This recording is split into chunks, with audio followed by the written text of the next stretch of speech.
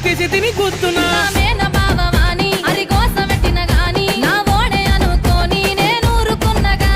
నేను ఒక్కడే చెప్పాలనుకుంటా అన్న, నువ్వు ఆల్రెడీ ముట్టుడు అయినవు.